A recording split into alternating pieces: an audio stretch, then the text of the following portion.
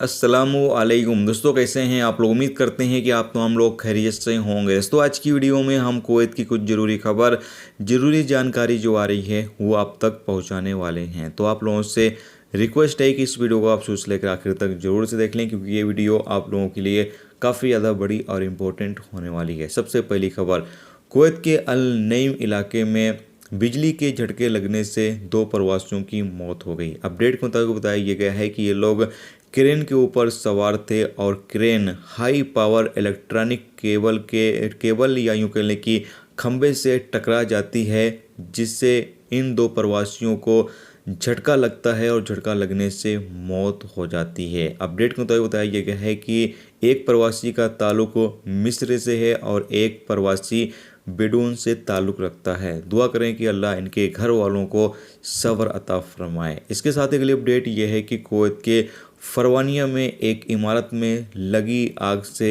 9 लोग जख्मी हो गए हैं। अपडेट के मुताबिक बताया गया है कि कुवैत के फरवानिया के इलाके में एक इमारत में 6ठी और 7वीं मंजिल पर भयंकर आग लगी हुई थी। आग पर काबू पा लिया गया है, जबकि बचाने के यानी लोग जो फंसे हुए थे उनको बचाया जा रहा था, जिसमें से 9 लोग जख्मी हुए हैं, जिनको इलाज के लिए हॉस्पिटल में भर्ती करा दिया गया है।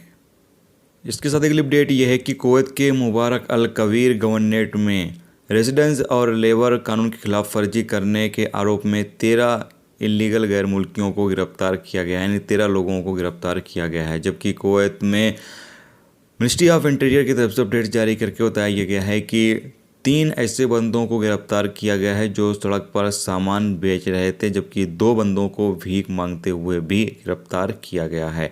इसके साथ अगली अपडेट यह है कि कुवैत मौसम डिपार्टमेंट की तरफ से अपडेट जारी करके बताया गया है कि बुध से शनिवार तक लगातार बारिश की संभावना है। जैसे तो कुवैत के अंदर बुध से शनिवार तक कुछ इलाकों में ज़्यादा, कुछ इलाकों में मीडियम बारिश की संभावना जाहिर की गई है। तमाम लोगों से कहा यह गया है कि अलर्ट रहें।